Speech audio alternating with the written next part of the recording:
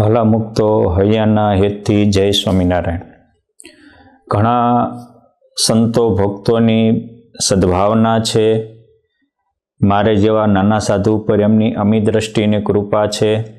એમની ભાવના છે કે રોજે આપણે નિત્ય નિયમમાં ચેષ્ટા વગેરેમાં બોલાતા એક એક પદનો રસપ્રદ ઇતિહાસ કહો, એમની વિશેષતા વર્ણવીને કહો તો સંપ્રદાયમાં બધા જ લોકોને એનો લાભ મળે. આપ સૌ મુક્તોને રાજી કરવા માટે હું આવા નવા ઇતિહાસો પ્રમાણ સાથે ગોતીને આપું છું. આજે આપણે સાંભળવો છે રે શ્યામ તમે સાચું નાણું, બીજું સર્વે દુઃખદાયક જાણું. રે શ્યામ તમે સાચું નાણું. આ પુરુષોત્તમ નારાયણે અનેક વાર ગાયેલું પદ છે.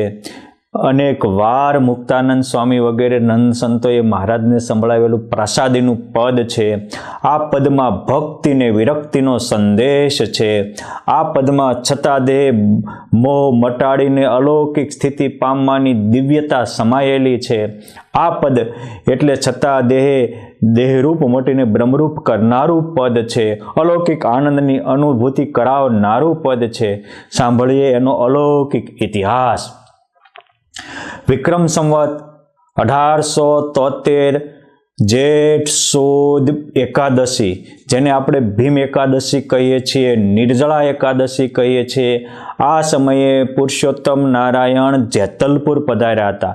જોકે મહારાજ આ જેઠ સુદ નોમને દિવસે પધાર્યા હતા, પરંતુ એકાદશીને દિવસે પ્રેમ મૂર્તિ, હેત મૂર્તિ કહી શકાય એવા મહાપ્રેમી માધવાનંદ સ્વામી ઉર્ફે માધવદાસ સ્વામીએ જેતલપુરના જ તે અક્ષરવાડીમાં રહેલી બોરસલીના એક ફૂલ વીણી અને પુરુષોત્તમ નારાયણને બોરસલીના હાર પહેરાવ્યા હતા. આ જ દિવસે વિવેક મૂર્તિ, જેની આજીવન પુરુષોત્તમ નારાયણે સેવા સ્વીકારી હતી, જે અમદાવાદ વગેરે મંદિરોના નિર્માતા હતા, એવા મહાન સંત આનંદાનંદ સ્વામીએ પુરુષોત્તમ નારાયણને ઉનાળો હોવાથી, ભીમ એકાદશીનો સમય હોવાથી આખા અંગ ઉપર ચંદનની અર્ચા કરી હતી. બલ્પા અલૌકિક લાલ ચાંદલા અને ડિઝાઇન પાડી હતી. એવી મહારાજની ચંદનમાં વાઘાથી શોભતી મૂર્તિના દર્શન કરી અને હજારો દર્શનાર્થીઓ ત્યાં ખેંચાઈ આવ્યા હતા. ભીમ એકાદશીનો ઉત્સવ હોવાથી અનેક સંતો ભક્તો પણ ત્યાં આવ્યા હતા. મહારાજ એ દેવ સરોવરના કાંઠે રહેલી અક્ષરવાડીમાં વડલાની ડાળે હિંડોળે ઝૂલતા હતા. બધા જ પ્રેમી ભક્તો પુરુષોત્તમ નારાયણના નૈણા ભરીને દર્શન કરતા હતા. એ વખતે આ ચંદનથી ગરકાવ થયેલા પુરુષોત્તમ નારાયણે મંદ હસતા મધુર વાક્યોમાં કહ્યું, હે પરમહંસો, આ ચંદન અત્યારે તમે મારા શરીર ઉપર ચોપડ્યું છે, બહુ ઠંડક આપે છે, પરંતુ આ ચંદન ભીનું હોય, લીલું હોય ત્યાં સુધી ઠંડક આપે, અને આમાંથી પાણી સુકાઈ જાય એટલે આ જ ચંદન શરીરની ચામડીને ખેંચવા માંડે અને કરડવા લાગે. એમ હે સંતો, આ સંસાર એવો છે કે લોકોને તમારા પ્રત્યે સ્વાર્થ હોય ત્યાં સુધી એ તમને હારા લાગે, ભીના લાગે, પણ સ્વાર્થ સુકાઈ જાય એટલે બધા જ કુટુંબીઓ, સગા સંબંધી સર્વે મળી લૂસી સૂસી લીધો, અંતે છેલ્લી વારે સ્વાર્થ સાધી જમને આગે દીધો. એવો આ સંસાર સ્વાર્થના બેઝ ઉપર છે. આ સત્સંગ એ પરમાર્થના બેઝ ઉપર રચાયેલો છે. હે સંતો, જેમ લીલો પ્રદેશ સૌને સારો લાગે છે, હુકાઈ ગયેલો પ્રદેશ કોઈને સારો લાગતો નથી, એ જ રીતે આપણું અંતર પણ ભક્તિને વિરક્તિથી રંગાયેલું હોય, હરિયાળું હોય ત્યારે ભગવાન આપણા અંતરમાં રમવા આવે છે. વિષયત વિરતિશ્ચ હરો રતિ, આ તમામ સદગ્રંથોનો સાર છે કે વિષયથી વિરક્ત થવું અને પરમાત્માના પ્રેમથી યુક્ત થવું. જે ભગવાનનો પ્રેમ પામે છે એ ભગવાન જેવો આનંદી બની જાય છે, ભગવાન જેવો સુખી બની જાય છે, ભગવાન જેવી અલૌકિક આયુષ્ય અને ભગવાન જેવો અલૌકિક આકાર એને પ્રાપ્ત થાય છે. આ રીતે પુરુષોત્તમ નારાયણે પોતાના મુખમાંથી સરસ ઉપદેશની ગંગા વહાવી. મારા તમારા કામની આ ઉપદેશ ગંગા છે. સત્સંગની માં મુક્તાનંદ સ્વામી ત્યાં બેઠા હતા. મહારાજે કહ્યું હતું કે ભગવાનમાં પ્રેમ કેમ થાય? તો કે ભગવાન જ સાચું નાણું સમજાય. સુખ ને સંપત્તિ ભગવાનમાં મનાય તો જ ભગવાનમાં પ્રેમ થાય. જ્યાં સુધી જીવને ભગવાન સિવાય બીજે સુખ મનાય છે ત્યાં સુધી ક્યારેય પરમાત્મામાં પ્રીતિ થતી નથી. આટલી વાર્તા કરી. મહારાજ પરમહંસો સાથે દેવ સરોવરમાં સ્નાન કરવા ગયા. બધા જ સંતોએ મહારાજને અંગો અંગ ચોળીને નવરાવ્યા. એ પ્રસાદીનું ચંદન પોતાના અંગ ઉપર લગાડી અને બધા અલૌકિક આનંદમાં ગરકાવ થયા.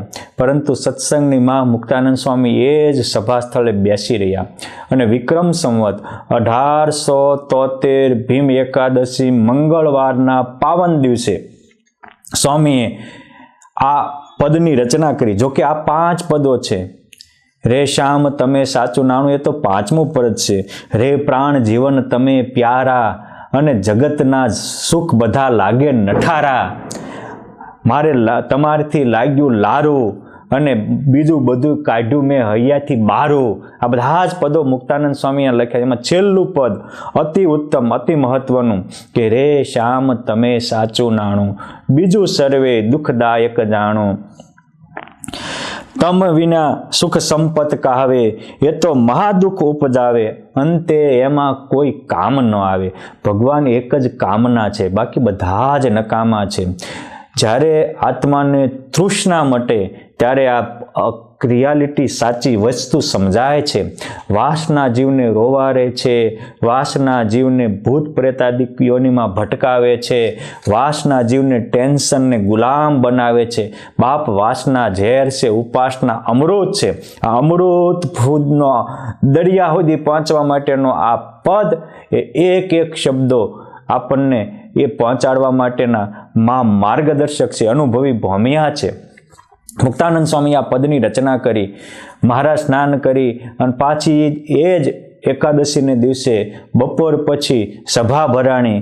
મહારાજે કીધું સ્વામી તમે આ પદો રચ્યા એ ગાઓ. આ હતા ભગવાન સ્વામિનારાયણ. સ્વામિનારાયણ ભગવાનના દરબારમાં કોઈ નાનું નાનું કાર્ય કરે એની પુરુષોત્તમ નારાયણ કદર કરતા હતા. જે ભગવાનનો સાચો ઉપાસક હોય એનામાં આ કદરદાની આવવી પડે. કૃતજ્ઞતા નહીં, કૃતજ્ઞપણું આવવું જોઈએ. મહારાજના દરબારમાં યશની વહેંચી થતી હતી. આજે કહેવાતા તથાકથિત ગુરુઓ બધાનો યશ ખેંચી લેતા હોય છે. આ સ્વામિનારાયણનો સાધુ ન કહેવાય. આ તો મહારાજ હતા. એક એક પદ મુક્તાનંદ સ્વામીની રચના તરત મહારાજે સભામાં બિરદાવી, તરત ગૌરાવી. અને મહારાજ કહેતા હે સંતો તમે જે લખો તમારા નામે લખજો, મારા નામે નહીં. કેમ છે? કોઈનું લઈ લેવું એ કૃતજ્ઞપણું છે, અને જેને આપી દેવું એ સાચું પરમાર્થીપણું છે, કૃતજ્ઞતા છે. શ્રીજી મહારાજ કૃતજ્ઞતાનું મૂર્તિમાન સ્વરૂપ હતા. કોઈની નાની નાની કળા હોય એને ખીલવતા હતા. મહારાજ પાસે એક મિશન હતું અને એટલે એ બધાનું પોષણ કરી શકતા. મિશનરી પુરુષ હોય એ ક્યારેય કોઈનું શોષણ ન કરે. મહારાજને કરોડોના કલ્યાણનું મિશન હતું કે જેનું સારું હોય એનું એ સ્વીકારી એનું પણ કલ્યાણ કરતા અને એના દ્વારા બીજાનું પણ કલ્યાણ કરાવતા હતા. આ મુક્તાનંદ સ્વામી પદની ગાયું કે મૂર્ખ લોક મરે ભટકી, જૂઠા સંગે હારે શિર પટકી, મહારાજ મારી મનવૃત્તિ તમથી અટકી, અન પ્રભુ અખંડ અલૌકિક સુખ તારું, એ જોઈ મન મોયું મારું, ધરાધામ તન ઉપર વારું, બ્રહ્માથી કીટ લગી જોયું, જૂઠું સુખ જાણી વગોયું, મુક્તાનંદ કે મન તમસંગ મોયું. એક વાત યાદ રાખજો, વાસનાનું મારણ વાસના હોય, ઝેરનું મારણ ઝેર હોય, મોહનું મારણ મોહ હોય. આપણને પરમાત્માના સ્વરૂપમાં મોહ થાય ત્યારે જગતનો મોહ જાય. ભગવાનના વિચારો આવે ત્યારે જગતના વિચારો બંધ થાય. ભગવાનમાં વાસના જાગે ત્યારે જગતની વાસના જાય. આ જ મુક્તાનંદ સ્વામીને પુરુષોત્તમ નારાયણની લગન લાગી છે. મહારાજની મૂર્તિમાં એ મગન થયા છે. હવે આ પદ પૂરું થયું એ જ વખતે બે અલૌકિક ઘટના ઘટી. મારે તમારે સમજવા જેવી છે. પરોપદર્શીય પાંડિત્યમ તો બહુ હોય, પરંતુ દિલથી ભજનારા કેવા હોય એની આમાં ગાથા ગવાયેલી છે. સાચો નિષ્ઠાવાન કોને કહેવાય એનો આ પદના માધ્યમે મહારાજ સંદેશો વહાવવા માગે છે. બાજુમાં જ જેતલપુરની બાજુમાં ગામડી ગામ હતું. ગામડી ગામમાં માધવજીદાસ પટેલ એમના ધર્મપત્ની રૂડબાઈ એમના લગ્ન થયા અને પછી ત્યાંથી લગ્નના માંડવેથી ખબર પડી એટલે ટૂંક સમયમાં તે મહારાજ પધાર્યા છે. એટલે લગ્નને હજી થયા એને ખાલી અમુક દિવસો જ ગયા છે ત્યાં મહારાજના દર્શને આવ્યા. આ મુક્તાનંદ સ્વામીનું પદ સાંભળ્યું કે રે શ્યામ તમે સાચું નાણું અને બીજું બધું દુઃખદાયક જાણું. આ રૂડબાને એમ તો ઓહ ભગવાન જ સાચું નાણું હોય તો આ ભગવાનને પામી જવાય, ભગવાનના શરણે થઈ જવાય અને જીવન ધન્ય બનાવી દેવાય. એટલે એ નવા હતા, બીજું તો ખબર નહોતી. બધી બહેનોને સભા ઉલ્લંઘીને ઠેઠ મહારાજની નજીક આવીને ઊંચો હાથ કરીને કહે છે કે મહારાજ તમે સાચું નાણું છો, આ તમે બધા અને તમારા સાચા સુખમાં ગરકાવ કર્યા છે, મારે પણ તમારા સુખમાં ગરકાવ થવું છે, માટે મને તમારી સત્સંગી બનાવો. ગંગાબાને કહો મને વર્તમાન ધરાવે. મહારાજ કે રૂડબાઈ એમ વર્તમાન ન ધરાવે. પ્રભુ બોલો કેમ ધરાવાય, તમે કહો એમ કરીએ. મહારાજ કે જો તમે પરણ્યા એ પતિ અને બીજા તમામ વિશ્વના પુરુષો છે એને ભાઈ બાપ ગણો તો હું ગંગામાને કહું કે વર્તમાન ધરાવે. અરે મહારાજ આજથી પ્રતિજ્ઞા બધા તમારી સામે આ જાહેર સભામાં લઉં છું કે આજથી મારે પરણ્યો એ પતિ અને દુનિયાના તમામ પુરુષો છે એ ભાઈ બાપ છે. બાપ આ એક ખુમારી હોવી જોઈએ. નારીએ પોતાના એક પતિ સામે જ વૃત્તિ હોવી જોઈએ અને પુરુષે પણ જે પરણ્યા પત્ની બાકી બધા એક નારી સદા બ્રહ્મચારી. આ બ્રહ્મચારી પાળશો ત્યારે તમારામાં પણ ખુમારી જાગશે. મહારાજ કહે છે કે રૂડબાઈ આજે તો આ સત્સંગનો એવો પ્રતાપ છે, આ સત્સંગમાં તો કેટલાય 20-22 વર્ષના પરણેલી પત્નીને કે પરણેલા પતિને મૂકીને સંતો થાય છે, સાંખ્યોગી માતાઓ થાય છે. માટે તમે પરણેલા પતિને પણ ભાઈ બાપ સમાન ગણો તો અમે તમને સત્સંગી કરીએ અને પુરુષોત્તમ નારાયણની પરમાનંદના અધિકારી બનાવીએ. અરે મહારાજ આજથી મારે પરણેલા પતિ છે એ ભાઈ બાપ સમાન, અમે ભાઈ બહેનની જ રીતે બ્રહ્મચર્ય પાળશું અને તમારું ભજન કરશું. મહારાજ કે એવી રીતે કહેનારાય ઘણા હોય, પરંતુ ભગવાન માટે જે કુરબાની આપે એને ભગવાન પોતાની જીવનની કુરબાની આપે છે. જેમ રાખના ઢગલામાં નાખેલી આહુતિઓ વ્યર્થ જાય છે એમ સંસાર માટે જીવેલું જીવન વ્યર્થ જાય છે અને હળગતા અગ્નિમાં હળગતા કુંડમાં ઘીની આહુતિઓ માગે નાખે તો એ અગ્નિદેવ ઠેઠ જે તે દેવોને પહોંચાડે છે. એમ યુવાનીનો કાળ પરમાત્માને અર્પણ કરે એની જિંદગી 16 કળાએ ખીલી ઉઠે છે. માટે તમે પોતાનું માથું મુંડાવીને સાંખ્યોગી માતા થવા તૈયાર થઈ જાઓ તો તમને વર્તમાન. આ તો પુરુષોત્તમ નારાયણ પરીક્ષા લઈ રહ્યા છે, યાદ રાખજો. આમાં કોઈને બોલાવી વસ્તુ નથી, આ એક કુરબાનીની કથા છે. રૂડબા એ વખતે તૈયાર થઈ ગયા. મહારાજ કે ધન્યવાદ છે તમને, તમે અમારી પરીક્ષામાં 100% પાસ થયા. ગંગાબા આવા સત્સંગી જુઓ નવા સત્સંગીનું બળ મેલો પરણ્યા પતિને આ પળ આ એક સેકન્ડમાં. આ બધી જ વસ્તુ માધવદાસ સ્વામીએ જેને બોરસલીના હાર પુરુષોત્તમ નારાયણને આ સમયે પહેરાવ્યા હતા એ પુરુષોત્તમ નારાયણના ઢોલિયા પાસે બેઠા હતા, આ સંવાદ સાંભળતા હતા. એમને જ તે હરિકૃષ્ણ ચરિત્રામૃત સાગર ગ્રંથના 19મા અધ્યાયમાં આ બધું જ વર્ણન કર્યું છે. મહારાજ કે નવા સત્સંગીનું બળ તો જુઓ. આમ કહી અને મહારાજે એમને ધન્યવાદ અપાવ્યા અને પછી ગંગામાના હાથે વર્તમાન ધરાવ્યા. એ રૂડબા એનો પરિવાર પણ આજ કૃતાર્થ થયો. એ વખતે મહારાજ પાછા તરત જ બોલ્યા કે જૂના સત્સંગી તો સડી ગયા, કેમ જે સ્ત્રી મરે કૂટે હૈયા, વળી બીજી બાયડીને કાજે હાયહોય કરે વણ લાજે. લાજ મૂકીને અમુક જૂના સત્સંગી છે, વર્ષોથી આવ્યા પણ અસત્ય માટે જિંદગીને વેડફી નાખે છે, ખોટા માટે આખી જિંદગી ખોઈ નાખે છે અને હાચાનું કંઈ ભાનગાણ ગતાગમ નથી. પ્રસંગ એવો બન્યો હતો કે આ સમયે અમદાવાદથી દામોદરભાઈ, લાલદાસ ગોરા વગેરે નથુ ભટ્ટ બ્રાહ્મણને લઈને આવ્યા હતા. શા માટે? તો જે નથુ ભટ્ટ હતા એ ભાગવતના ભણેલા હતા, મોટા વક્તા હતા, પાટે બેસીને પડકાર કરીને કેટલાયને ભાગવતની કથા સંભળાવતા હતા. પણ એમના ધર્મપત્નીને ભગવાન સ્વામિનારાયણ કહીને ધામમાં ગયા, પત્નીનો એટલો મોહ હતો કે બેભાન થઈ ગયા. અરે પત્નીને અગ્નિ સંસ્કાર વખતે ચિત્તામાં પડવા તૈયાર થયા. સત્સંગીએ પકડી રાખ્યું. આ મોહ માણસને મારે છે, નિર્મોહ માણસને તારે છે. આગ્રહ માણસને દુઃખ આપે છે, નિરાગ્રહ માણસને સુખ આપે છે. માટે મૂકી દો એ મજા છે અને પકડી રાખો આ સંસારનું નાશવંત પદાર્થ, એ જ આપણને આ લોકની સજા છે, જન્મ મરણની પણ સજા છે. ભગવાને પછી તોય મરવા તૈયાર થયા હતા. એટલે એ નથુ ભટ્ટને લાવીને સત્સંગીઓ ત્યાં હતા ને મહારાજ પાસે ઊભા. મહારાજ એ નથુ ભટ્ટને ઉદ્દેશીને બોલે છે કે વાતો તો ઘણી કરી, મેં હમણાં જ કહ્યું કે પરને ઉપદેશ દેવામાં પૂરો, નિજ દોષને નવ દોખે રે, સામાને શીખ દેવામાં સૂરો, પોતાનું નવ પેખે. અને મોટા ભાગના માણસો જ્યારે પરને ઉપદેશ કરવા માંડે ને ત્યારે એને પોતાને સુધારવાની તાકાત નથી રહેતી. માટે બીજાને ઉપદેશ દેવો એ અલગ છે અને પોતાને ઉપદેશ દેવો એ અલગ છે. ગુણાતીતાનંદ સ્વામીનો પડકાર છે. સ્વામી કે જેવો બીજાને સમજાવવાનો આગ્રહ છે એવો પોતાની જાતને સમજાવવાનો આગ્રહ હોય અને બીજાના દોષ જોવાનો આગ્રહ છે એવો પોતાના જોવાનો હોય, કોઈ વાતની કસર ન રહે. આ નથુ ભટ્ટને આ તકલીફ થઈ હતી. મહારાજ કહે છે કે આ જૂના હળી ગયા, બગડી ગયા અને બીજી પરણવાની વાત કરે. આજે નવા સત્સંગી છે પરંતુ વાતની અસર થાય, એની કસર જાય અને આને કોઈ અસર નથી થતી.